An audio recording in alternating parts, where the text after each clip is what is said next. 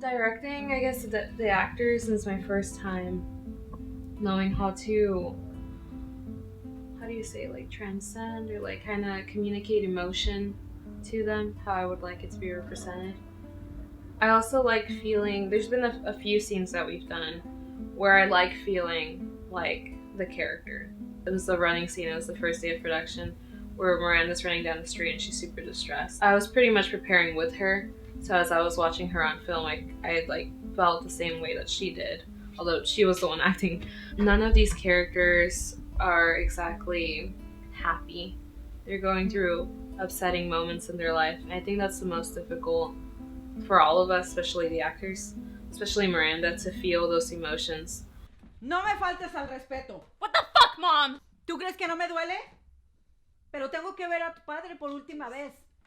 As I started like diving more into the characters, I started finding out like, what does this character feel about having like her father die, or how would her mom react? How would she react? What Deanna does is that she, I think, feels things a lot more immediately, even though she maybe isn't able to make sense of them right away. She does feel it, and she does find some way to get it out, whether it be like, to talk, with her boyfriend, best friend, someone that she trusts, since the other person who she probably trusts even more, her father, is just gone.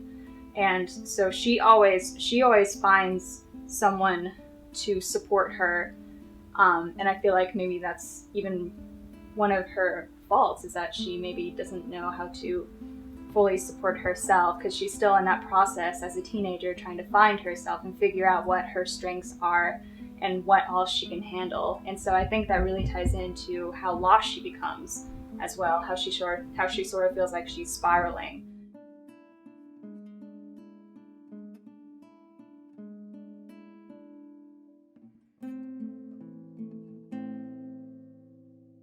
For this film, the cinematography, it's pretty much more so like I'm trying to get the lighting and the camera movement and everything just pretty much as natural as possible.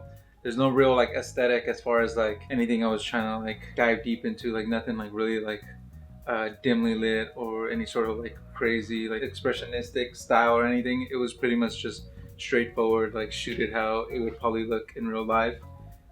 Él muriéndose y nosotros aquí bailando.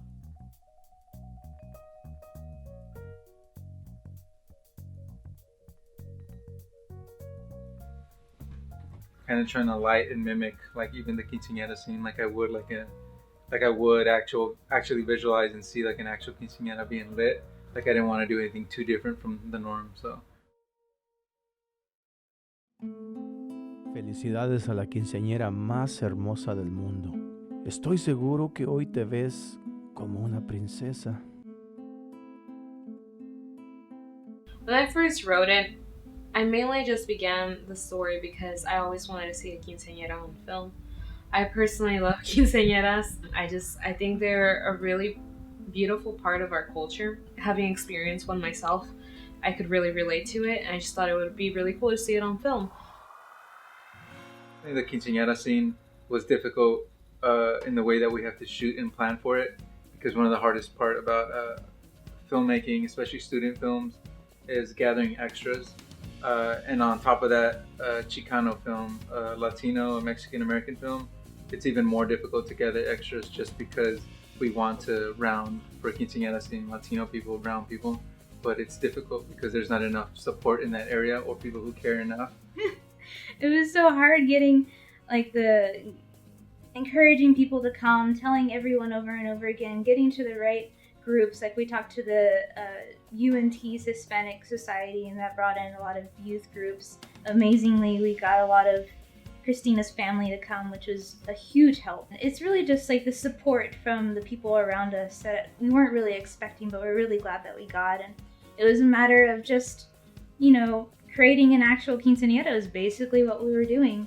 We only have so many extras, so we have to shoot around that, shoot a little bit more compressed, tighter, to make the space look more full. That was probably the most difficult as far as the practicality of getting people there and making it look like a big party, which I hope works.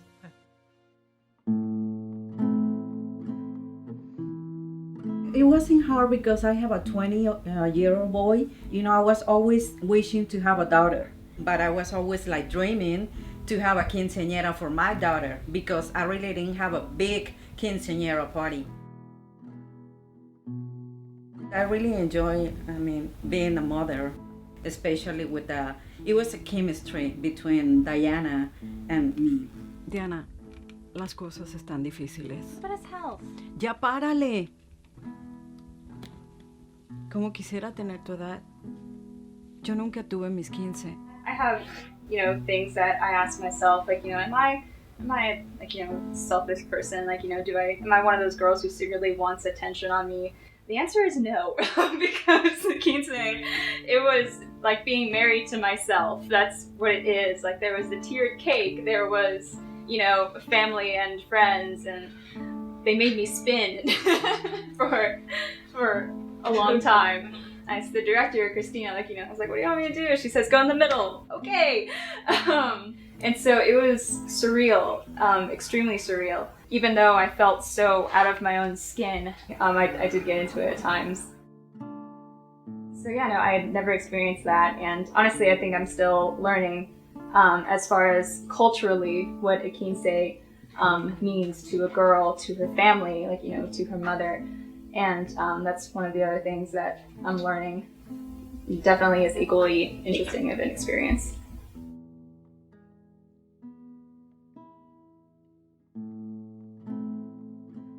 Well, originally, I think the whole message of the story is that the whole tradition of a quinceañera is a 15-year-old girl becoming a woman.